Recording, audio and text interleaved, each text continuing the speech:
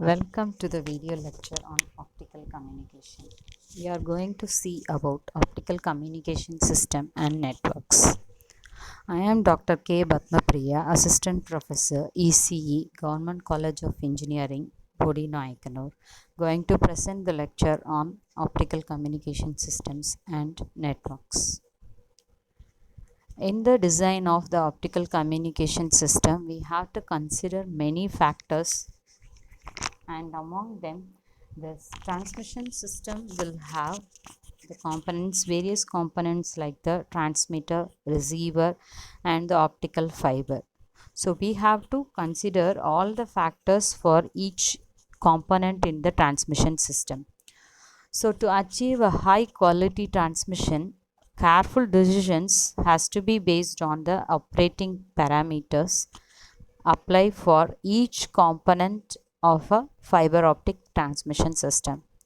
The main factors involved are data rates, bit error rates in the digital systems, and bandwidth, linearity, and signal to noise ratios in the analog systems. And in both all the systems means the both the analog and the digital systems, the parameter to be considered are the transmission distances. So these are the factors we have to consider while we design a optical system. Once we decide all these factors, these questions of how far and how good and how fast these parameters define the basic application constraints. So once these factors are decided, then it's the time to evaluate the other factors involved in the systems. The other factors remain the types of fiber, single mode or multi-mode. So you can choose any one kind of the fiber. So single mode fiber will be transmitting a single signal through it, and multi-mode fibers are capable for transmitting a number of signals through a fiber. And regarding the dispersion, whether regenerators or dispersion compensation fibers are being used. And then regarding the factor of fiber non-linearities, the fiber characteristics, wavelengths, transmitter, power, all has to be considered. And then operating wavelength, it can be either 780 nanometers, 850 nanometers, 1310 nanometers, 1550 nanometers, and 1625 nanometers. And the transmitter power, it can be expressed in dBm, and the source type, it can be either LED or lasers. And the receiver sensitivity can be expressed in the dBm. And the detector type, it can be either pin diode or avalanche photodiode or IDP.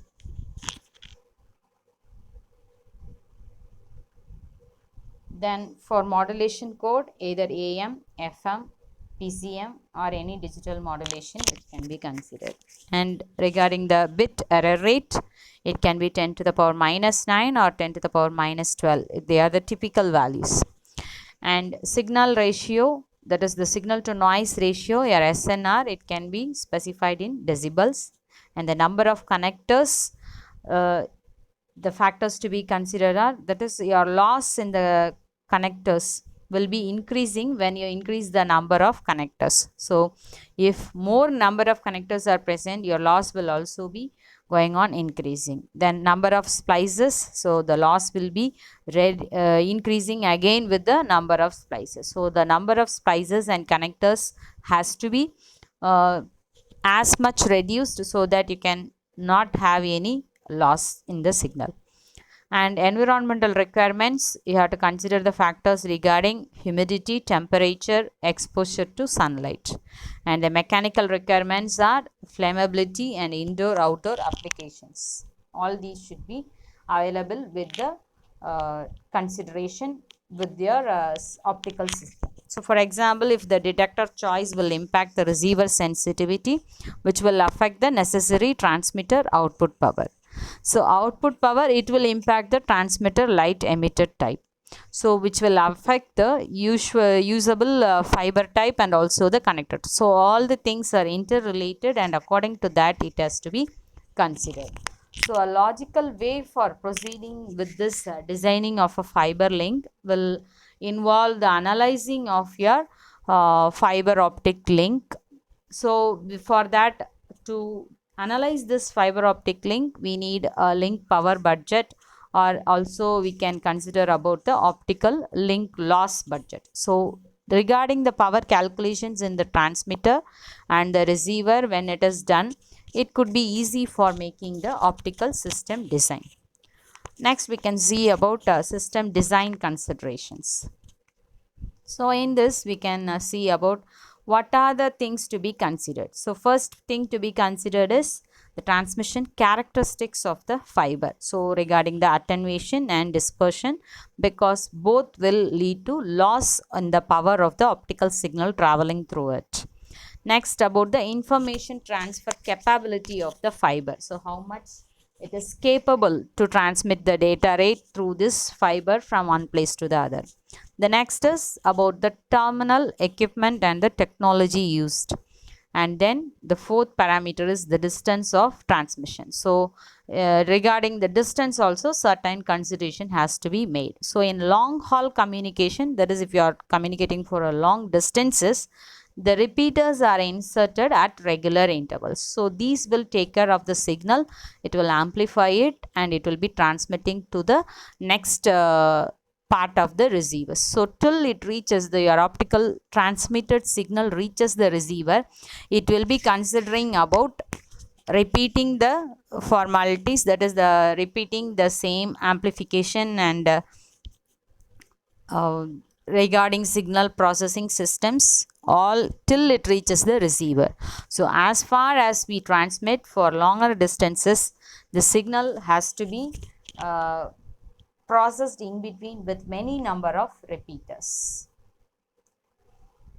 Now considering the repeaters, how it is going to play in the long haul communication. So this is a terminal equipment, and the other end is your another terminal equipment which is present in the receiver, and in between that, depending on the distance, that you will place a repeater. So each repeater will do the processing over the signals, and power feed is aligned, that is all these your transmitter, receiver, repeaters, everything need power to work on. So this is how the repeaters in long haul communication will work. So the repeater, it will regenerate the original data, and before it is being retransmitted as a digital optical signal. So cost of the system and the complexity increases because of the installation of repeaters.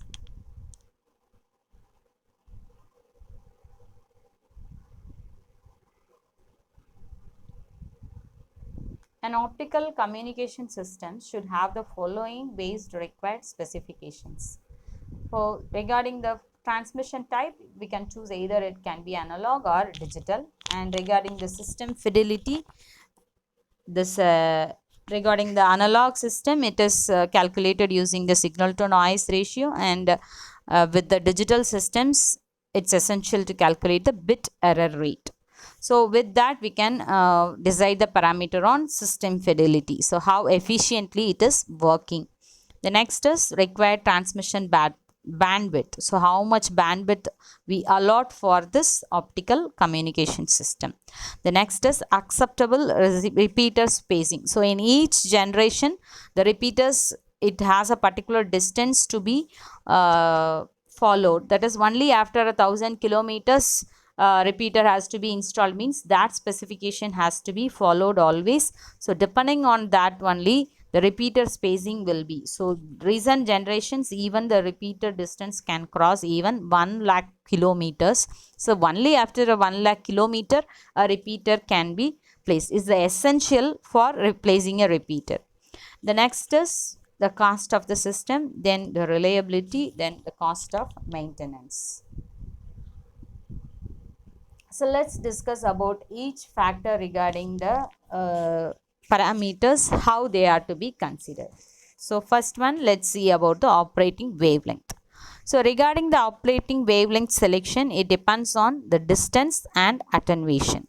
So for shorter distance, 800 to 900 nanometer region can be used. And if for longer distances, then 100 or 1550 nanometer region is preferred due to lower attenuations and dispersion. And next is about the photodetector. So here the factors to be considered are minimum optical power, so that must fall on the photodetector to satisfy the bit error rate at a specified data rate.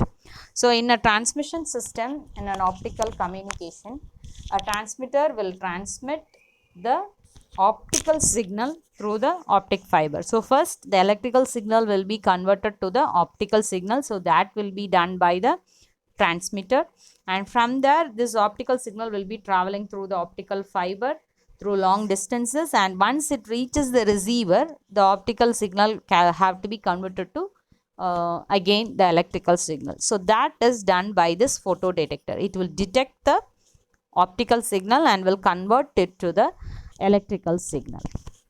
So in that, what are the considerations we are going to have? So minimum optical power that must fall on this photodetector, and then about the complexity of the circuit. So how complex is your circuit, and then about the cost of design, and then the bias requirements. Next is about the optical source. The factors considered regarding the optical source are these following. Optical sources, which is a transducer that will convert the electrical signal into the optical signal. So the data which we have to transmit through the optical communication system has to be generated from the data. Your data has to be converted to the optical signal, that is a light signal. So this light signal will be traveling through the optical fiber. So regarding the optical source, we have to consider signal dispersion, then the data rate in which we are going to transmit, the distance, how much distance is we are going to transmit, then cost, then optical power coupling, then circuit complexity. So these are the factors that we have to consider for the optical transmission. Then about the optical fiber. So regarding the optical fiber, the selection of this will be between either single mode or multi-mode fiber with step index or graded index. So depending on this, we will choose the optical fiber for the transmission, and type of optical source and tolerable dispersions. How much dispersion is we tolerate with this particular fiber? So all these are the factors which we consider regarding the optical fiber. So numerical aperture, as numerical aperture increases, the fiber coupled power also increases, also the dispersion. So all these will be increased when the numerical aperture increases. So numerical aperture decides that how much is the transmission capability of the optical fiber. So depending on that, all these, that is your fiber coupled power and the dispersion, everything is depending on the numerical aperture. Next, about the attenuation characteristics. So regarding the attenuation, the power of the optical signal which is traveling through the fiber will be reduced. So that is called as your attenuation. So this happens with many reasons. So this attenuation also has to be considered. Then environmental induced losses, that is, it can be either due to temperature variation or moisture, or sometimes due to dust, etc. Next parameter is optical wavelength selection. So first generation optical wavelengths are in the range of 0.8 micrometer to 0.9 micrometer. So in this range, the transmission loss is maximum and dispersion is also maximum.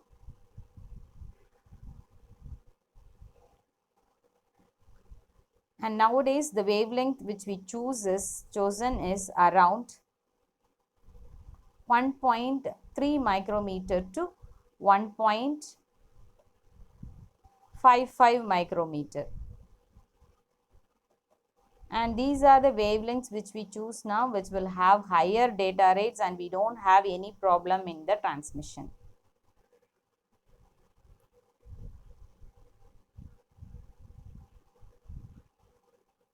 And regarding this wavelength transmission, here the attenuation and dispersion, it will be very minimum when you compare with the first generation. So these are very small in the silica fibers and they are used for long distance transmission. So in the earlier generation it was having a problem of transmitting, but nowadays we don't have the problem of dispersion or the transmission loss because of the lesser wavelength. So it is easy to transmit in this wavelength.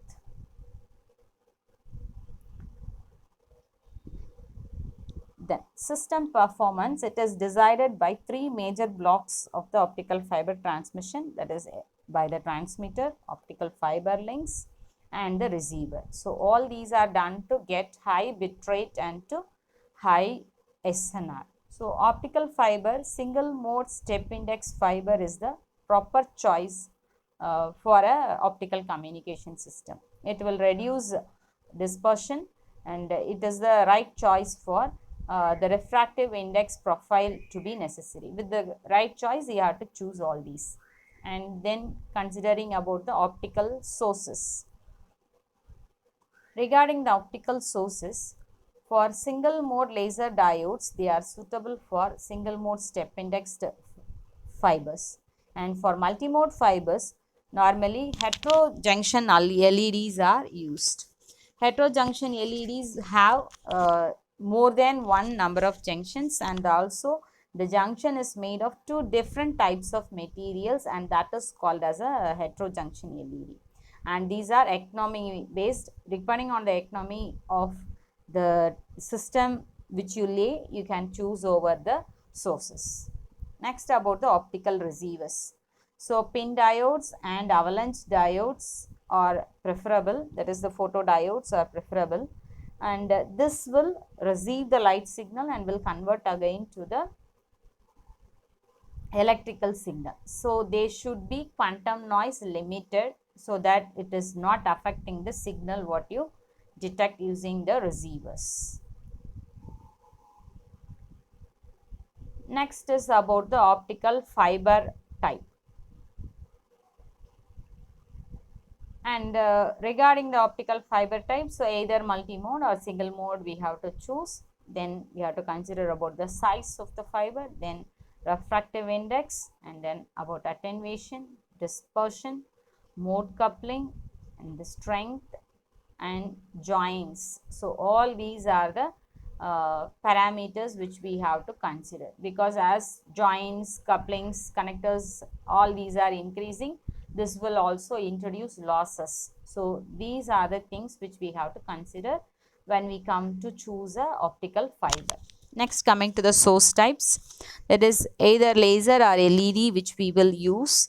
So then regarding them, the optical power launched into the fiber has to be considered, then the rise time and fall time, then the stability or the factors which we have to consider. Next, about the transmitter. So in the transmitter configuration, the design for digital or analog, then input impedance, then the supply voltage, then the dynamic range, feedback or the parameters which we consider for the transmitter. Next, about the detector type and characteristics. So pin diode or avalanche photodiodes which we use, then the parameters in those are response time, active diameter. So active region is the area of the LED or the laser from which we get the light emission. So the active region is the only area where we get the light emitted from a source. So that is the main parameter which we consider in a diode. And then how much it is focused so that it will be receiving the signal. So this active region decides how much light it will receive in the receiver. And in the transmitter, this active region will decide that how much light is going to be transmitted into the optical fiber. Then about the bias voltage and dark current. Then coming to the receiver configuration. The parameters which we are going to consider are the design of the preamplifier, then bit error rate and signal to noise ratio. So if you are using digital system, then we have to consider about the bit error rate. If it is the analog system, then we have to consider signal to noise ratio, then the range, that is the distance. These are the factors to be considered. Coming to the modulation and coding, the source intensity modulation, then pulse frequency modulation, then pulse width modulation, and PPM are the techniques which we use regarding the transmission and modulations in the system. Then coming to the digital transmission or analog transmission, either biphase SIM and FM are respectively used. These decisions will be made in all these parameters, that is the source, detector, optical fiber, then type of modulation, coding, everything will be decided and it will be taken depending on the system performance, and it is ready available for the suitable components and for the particular cost.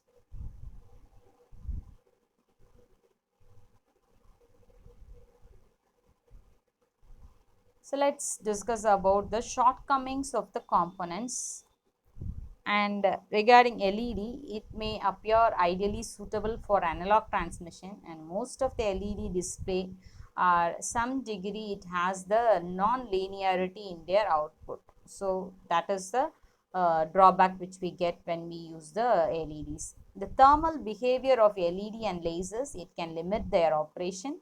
So significant increase in the junction temperature may cause loss of this lasing. So lasing is the main thing that has to be made in the laser diodes. So it will create loss in the lasing, and this will reduce the optical output power.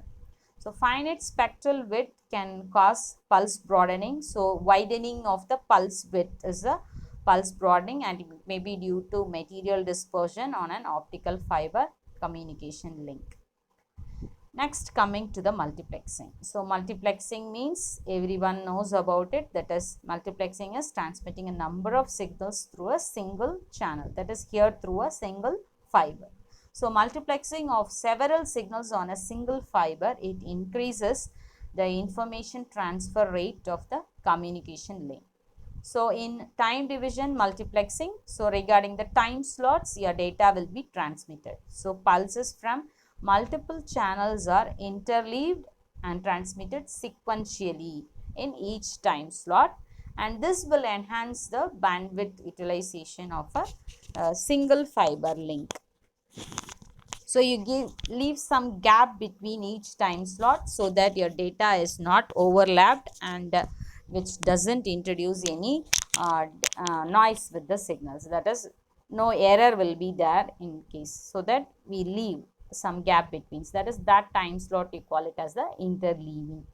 Then in frequency division multiplexing, the optical channel bandwidth is divided into various frequencies so that there is no overlapping frequency bands, and each signal is assigned one of these band of frequencies. So by suitable filtering, the combined FDM signal can be retrieved in the receiving side. Next is about the wavelength division multiplexing, WDM.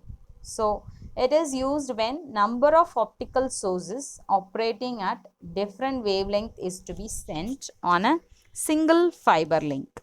So at the receiving end, the separation or extraction of the optical signal is performed by optical filters. So each wavelength have to be filtered and the signals has to be retrieved.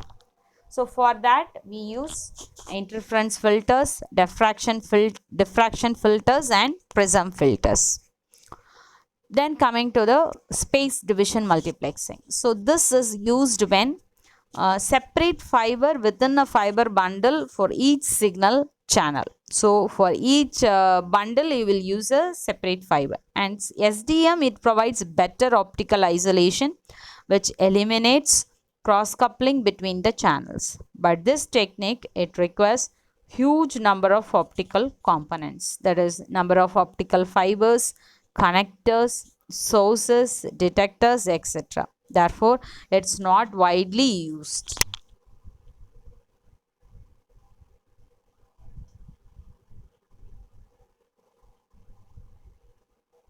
So coming to the system architecture.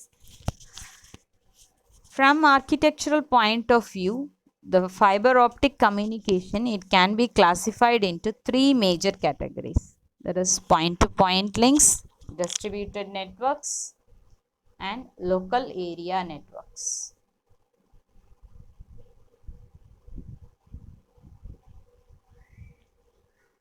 Point-to-point links. A point-to-point link, it comprises of one transmitter and a receiver system.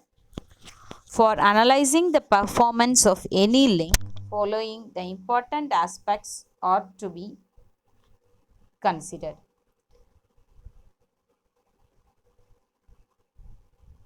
The distance of transmission, channel data rate, bit error rate are the things we consider here.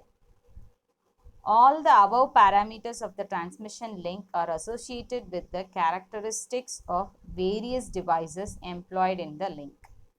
The important components and their characteristics are listed below. So this is an example of a diagram of a point-to-point link, that is the optical network. So the data input lines, you can see the transmitter, number of transmitters with different wavelengths. So lambda 1, lambda 2 up to n number of wavelengths. So n number of sources will generate this optical signals, and all of them are transmitted through this optical multiplexer and through the optical fiber. So all the signals are traveling to the optical fiber. So when long distance is present between the transmitter and the receiver, then we have to use repeaters between the transmitters and the receiver. So multiplexer will multiplex all the signal through a single channel, and when it reaches the receiver, again you receive all the signal, and for different wavelengths you separate it, that is you demultiplex it. So again you retrieve it as different wavelengths, lambda 1, lambda 2 and up to n number of wavelengths. So what you have transmitted, you will receive in different receivers, and that is the data which we retrieve from the optical signal. So in the below this block diagram, you can see number of optical fibers present and the light signal which is traveling through each optical fiber. So these are lighten up. So now your optical signal is traveling through these bundle of fibers. So the simplest diagram which shows the optical communication system is, that is a transmitter, receiver and the regenerators present for longer distance. So as far as the distance increases, a regenerator has to be placed.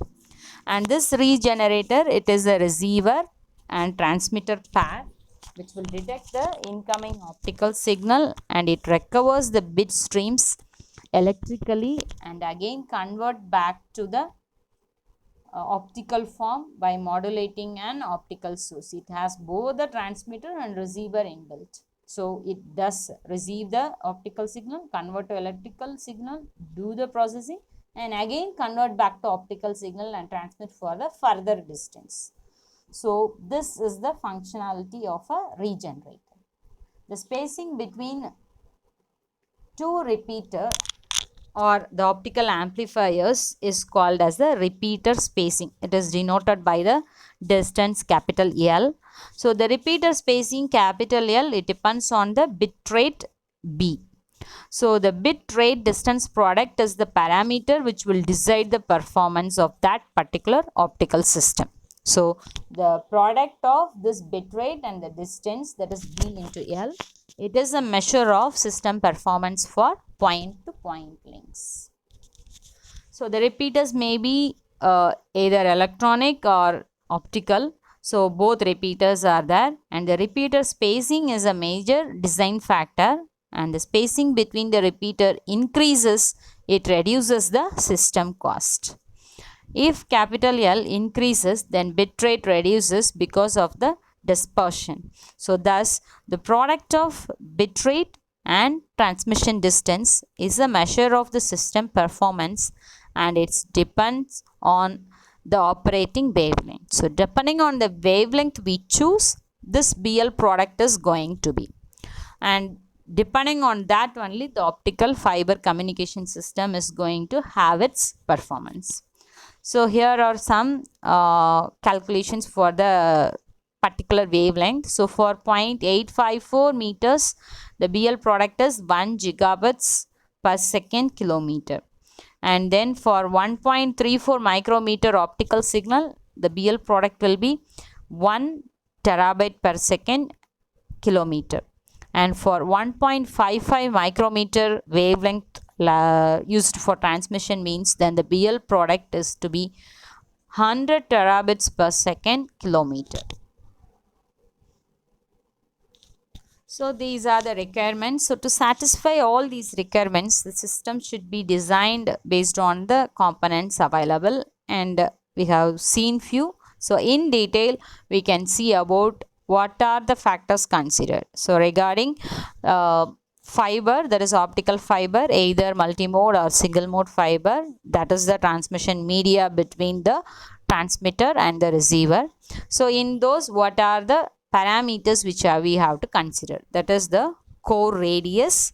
So core is the area where the light signal is going to be transmitted. So core radius, then fiber reactive index profile, then bandwidth or dispersion, then fiber attenuation, and numerical aperture. So these are the parameters we have to consider for a optical fiber. Then coming to the optical sources, either LED or laser we will be using. So in that, emission wavelength,